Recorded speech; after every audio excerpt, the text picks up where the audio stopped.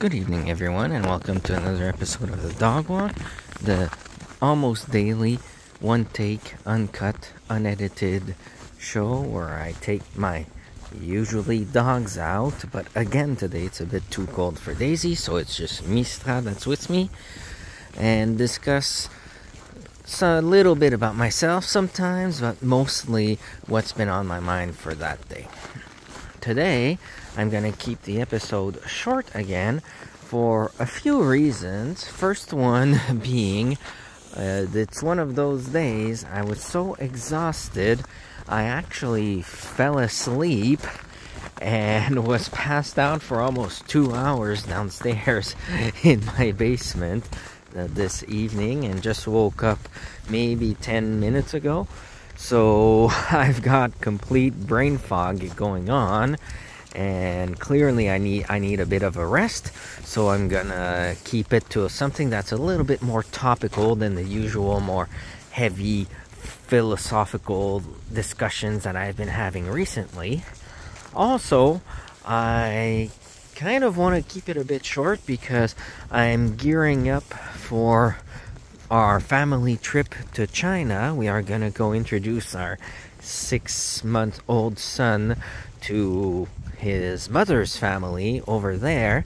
So I need to make my episodes a little bit shorter so that I actually have time to write out the subtitles and prepare everything while I'm getting ready to go to the other side of the planet.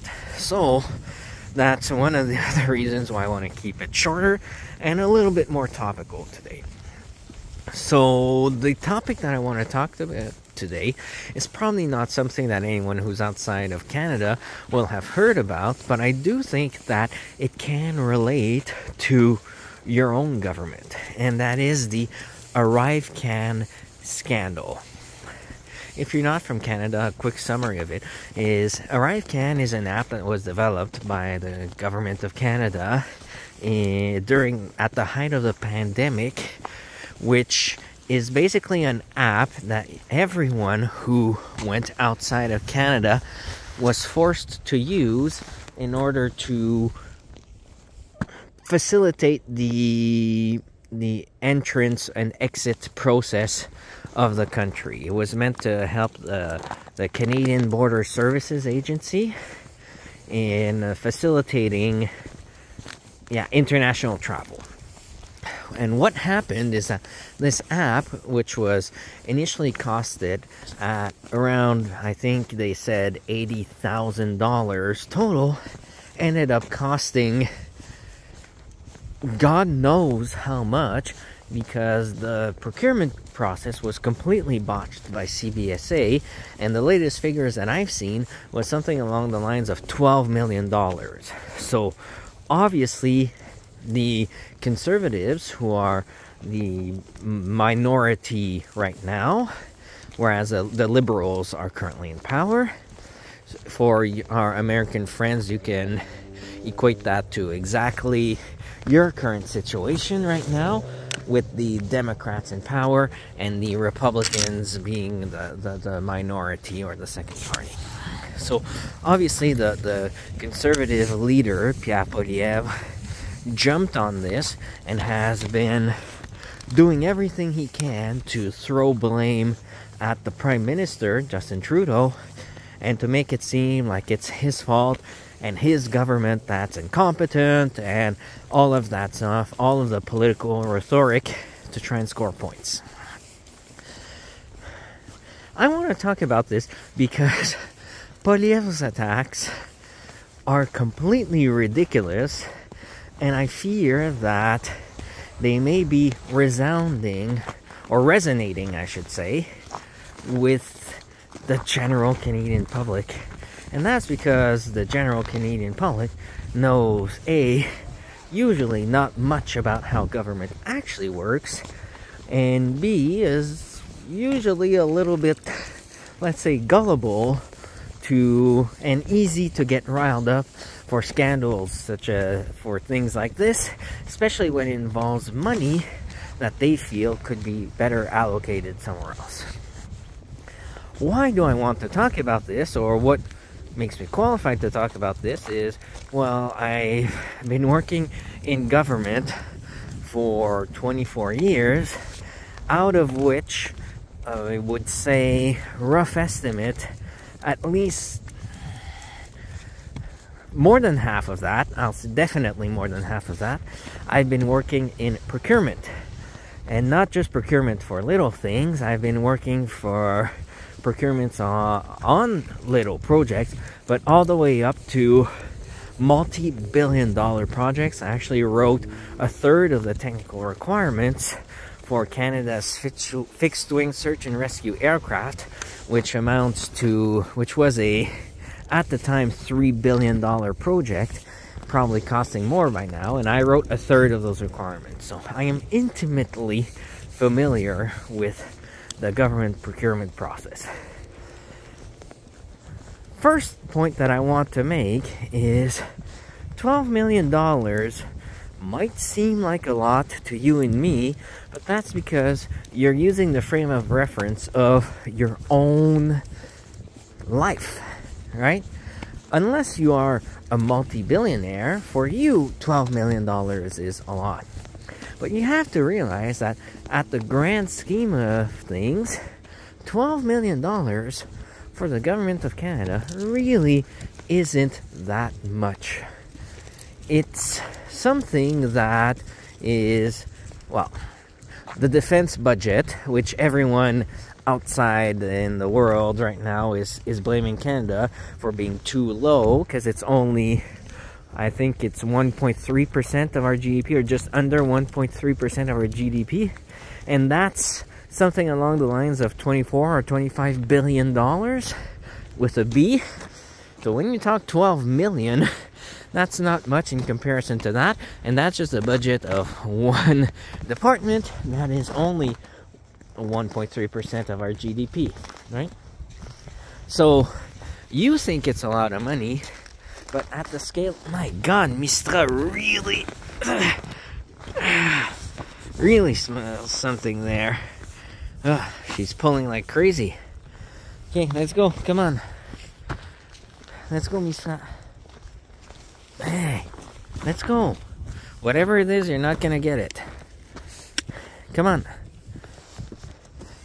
So that's the first thing. $12 million isn't as much as you think. Now, don't get me wrong.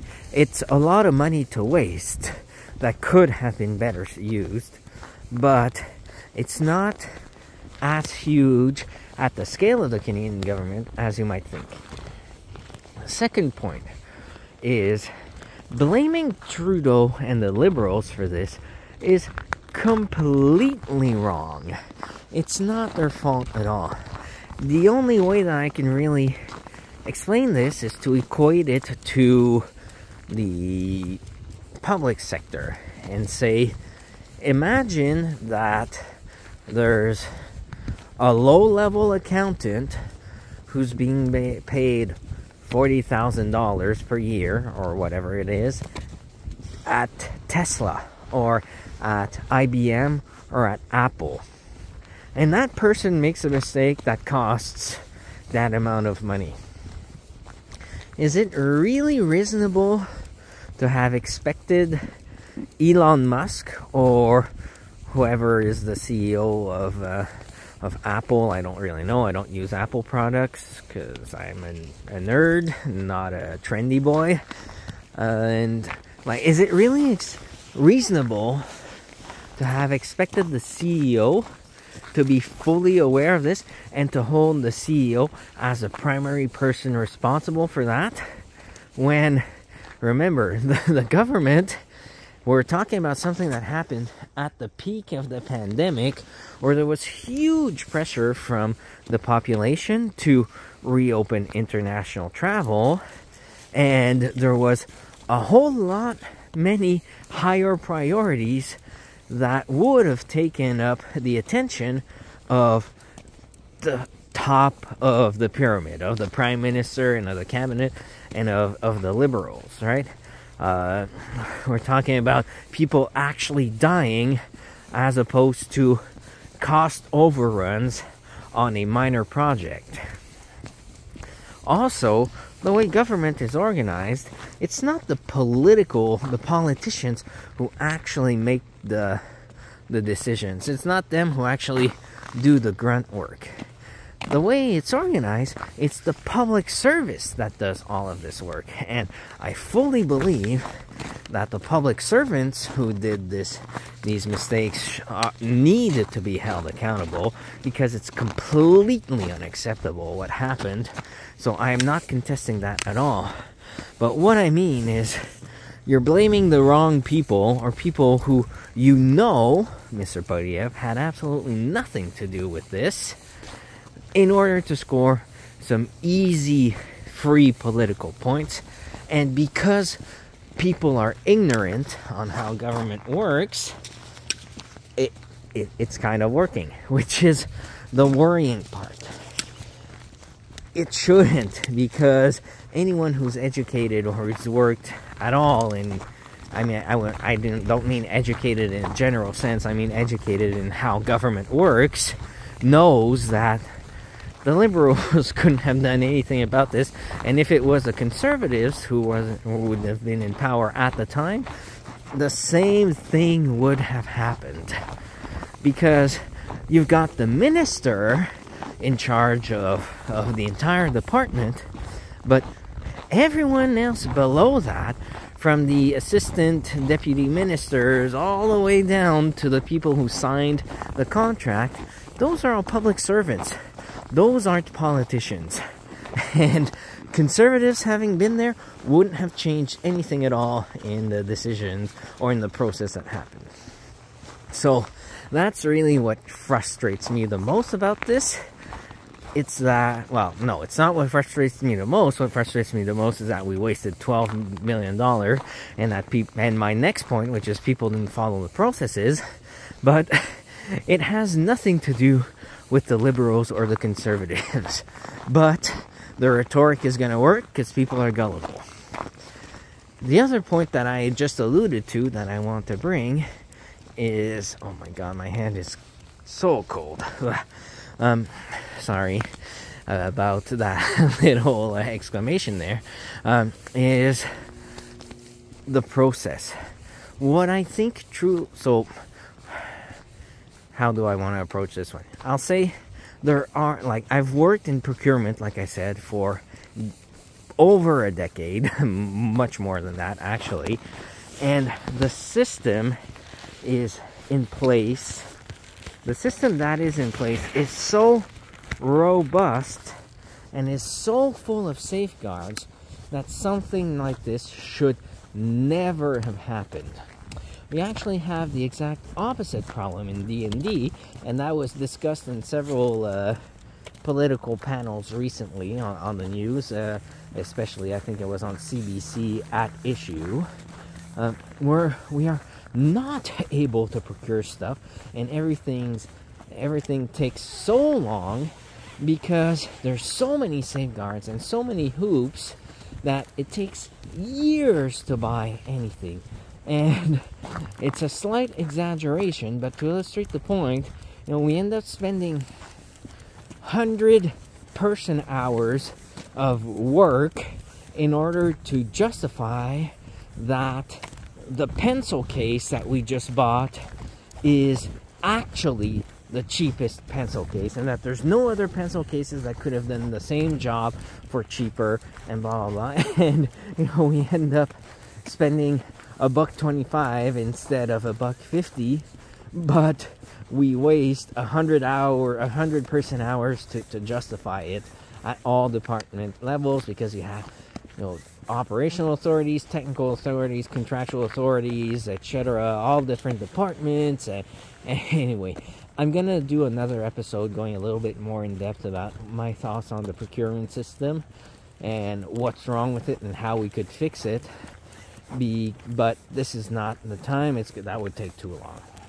So just trust me to say, when I say there are so many safeguards, something like this, at least in the Department of National Defense, would never have happened. And that's because we are a department that routinely buys stuff, whether it's equipment to maintain what we currently have, right? When you fly aircraft or run tanks or ships, you need spare parts, just like you need spare parts for your car every so often. Or also to buy new stuff, like I mentioned, working on the new search and rescue aircraft, right? You need to be very careful on what you try to buy, or else you end up with procurement disasters. And again, I'll give examples of that when I talk more in depth about procurement. So we are a department at the Department of National Defense that's used to doing procurement every day. So we for sure always abide by the government rules, and we have processes in place and safeguards in place to ensure that that always happens. What I think the issue is that CBSA, the Canadian Border Services Agency, how much procurement do you think they do irregularly? Right? Well, what would these people be buying? Like a few patrol vehicles once in a while, maybe, right? Some scanners, some new computers that are probably on a standing offer at the government level anyway, so they're not the ones who made the contract or set the requirements. Point is that this is a department that likely is extremely inexperienced and not used to working in procurement. And with the Conservatives constantly squeezing the public service so that we are lacking so many public servants, or we're expected, a person today is expected to do about twice or three times as much work, or is responsible for twice or three times as many things as the same public servant would have been even at the start of my career. It's nuts, the scope creep and inflation that's been put in our responsibilities, and never mind our salaries didn't follow that increase in scope creep. But the point is that there's so few people that it's complete. It doesn't surprise me at all that there was no expertise whatsoever at CBSA to do this procurement.